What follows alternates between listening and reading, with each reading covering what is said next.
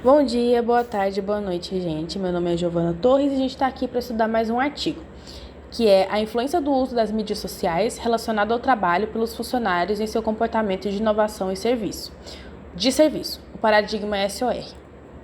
Bom, o advento das mídias sociais introduziu um dos debates mais polarizados na gestão moderna.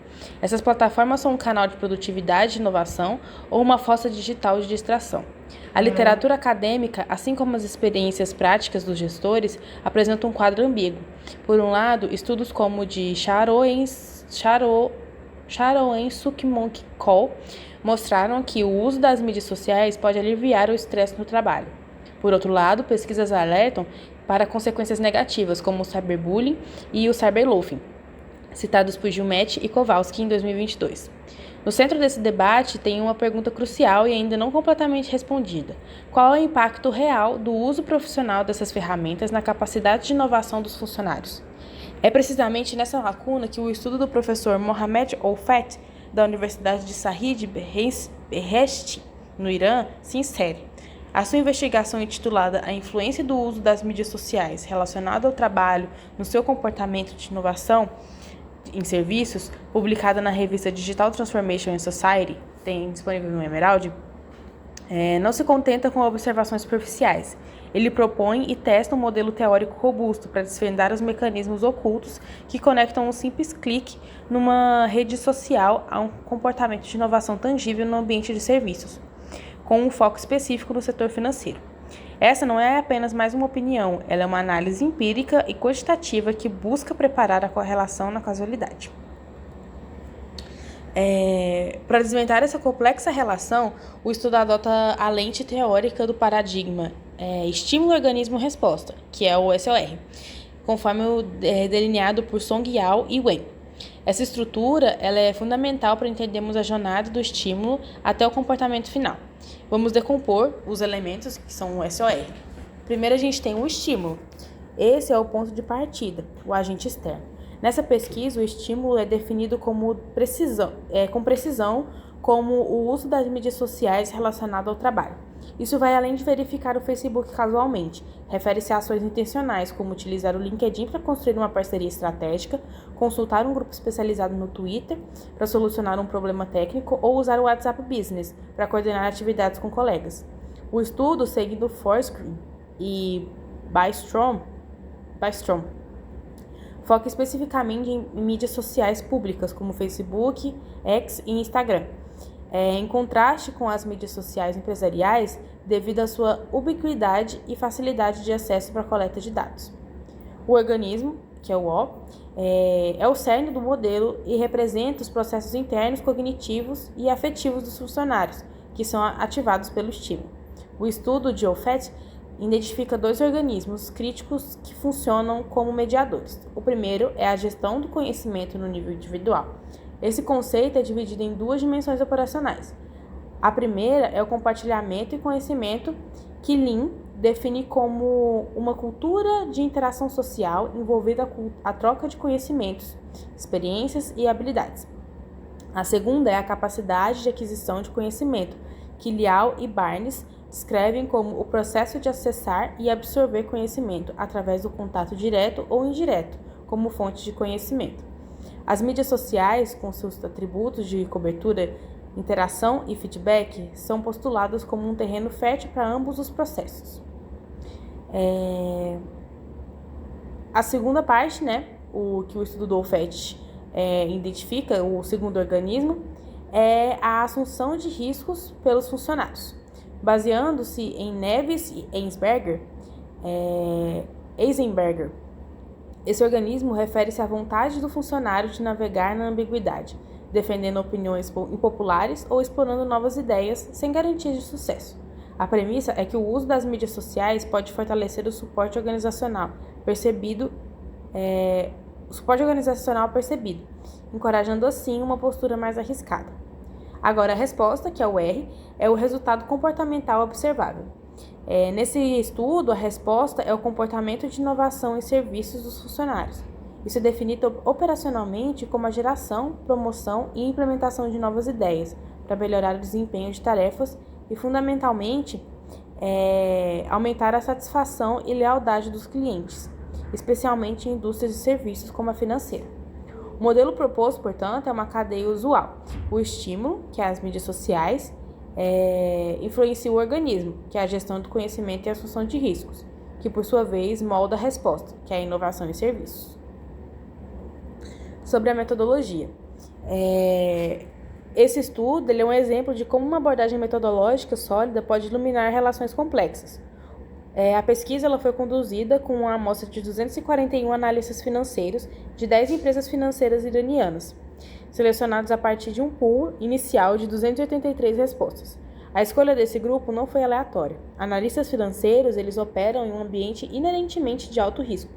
O sucesso na compra e venda de ações no mercado de capitais exige uma disposição para assumir riscos calculados. Além disso, seu trabalho é essencialmente um serviço, proporcionando uma oportunidade ideal para medir o comportamento de inovação e serviços. Os pesquisadores enfrentaram o desafio logístico de convencer as empresas, que inicialmente desconfiavam que o estudo visava comparar e expor seus níveis de assunção de risco, um reflexo de desconfiança comum em alguns contextos empresariais. O estudo utilizou um questionário online com 20 itens, todos baseados em escalas validadas pela literatura prévia. Primeiro, o uso de mídias sociais, adaptado de OFET, o compartilhamento de conhecimento,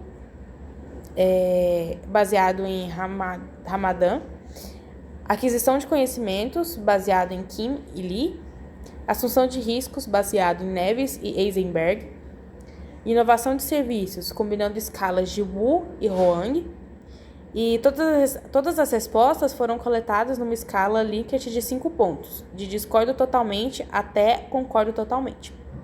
Os dados foram analisados utilizando modelagem de equações estruturais baseadas em variância, que é o PLS-100, com o software Warp PLS 8.0. Antes de testar as hipóteses, o modelo de mediação foi rigorosamente validado. Consistência interna. Os valores de alfa de Cronbach e confiabilidade composta para todas as variáveis estavam bem acima do limite de 0,7, indicando confiabilidade. A validade convergente. A variância média extraída para todos os construtos excedeu 0,5, confirmando que os itens medem adequadamente o mesmo construto latente. Agora sobre a validade discriminante.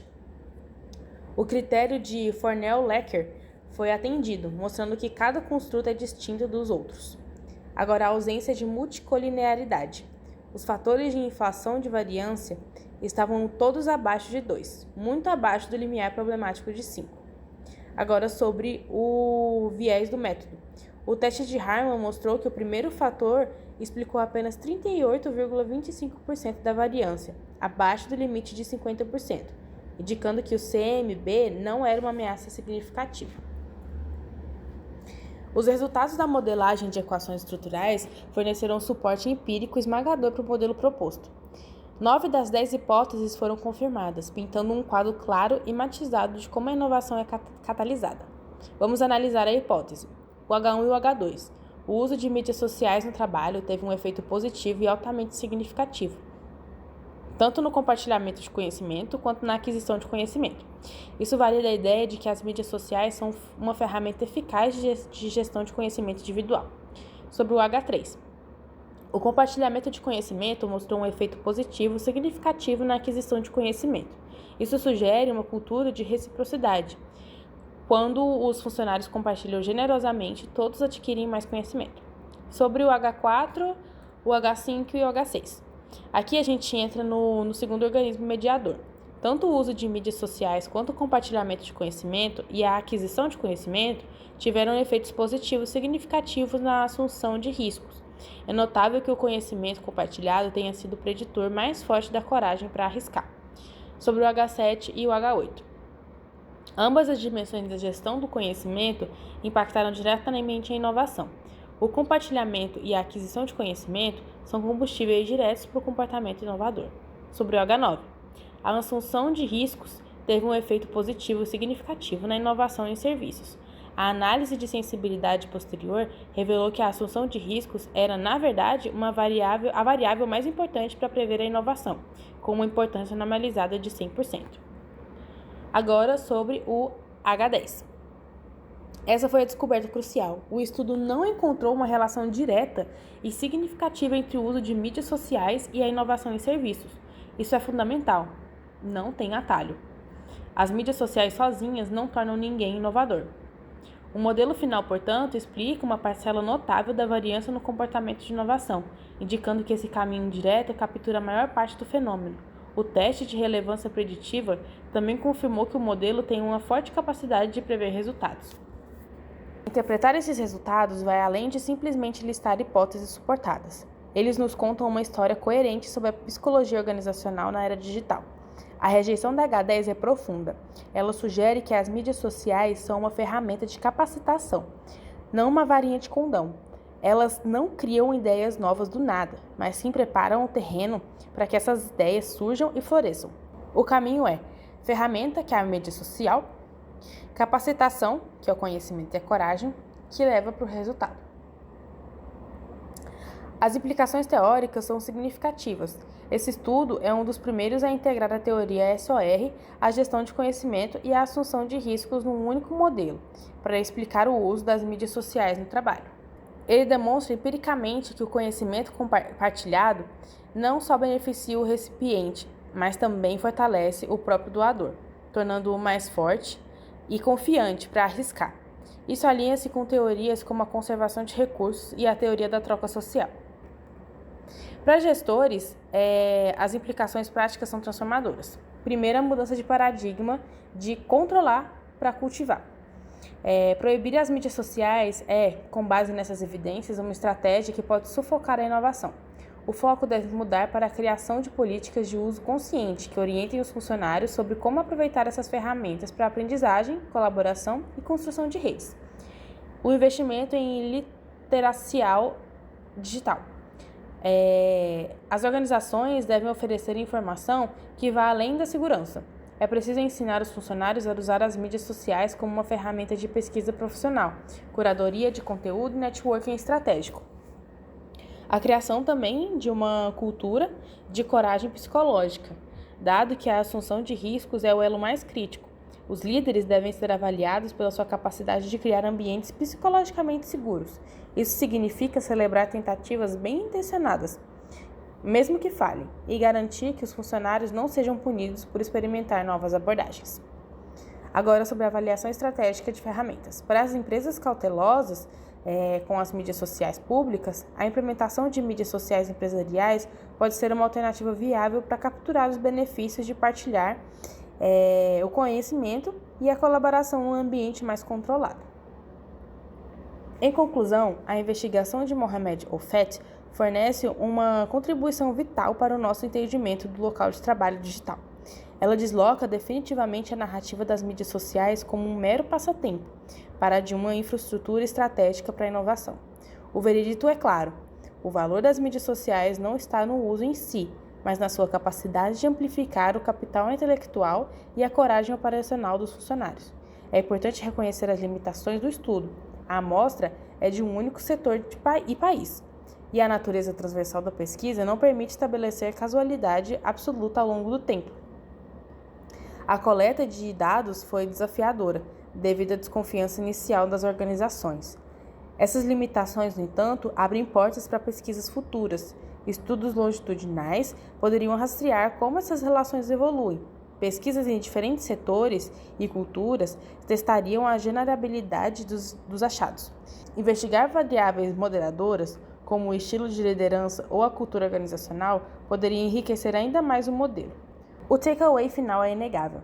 No mundo onde a inovação é a moeda mais valiosa, subutilizar ou proferir ferramentas que comprovadamente nutrem seus fundamentos, conhecimentos e coragem, é um luxo que nenhuma organização que aspire à excelência pode mais permitir.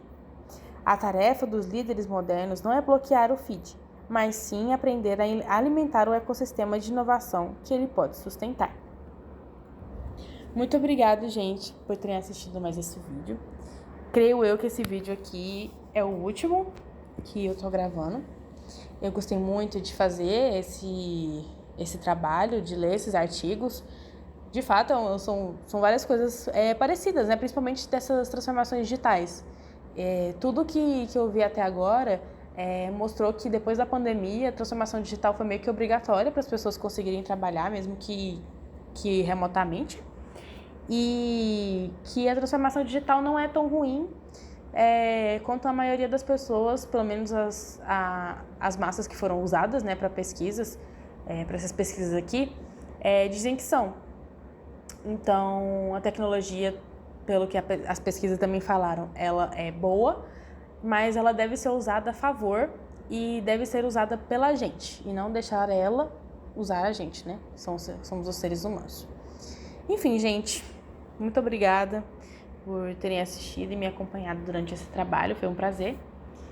E um beijinho pra vocês. Até a próxima, se tiver próxima.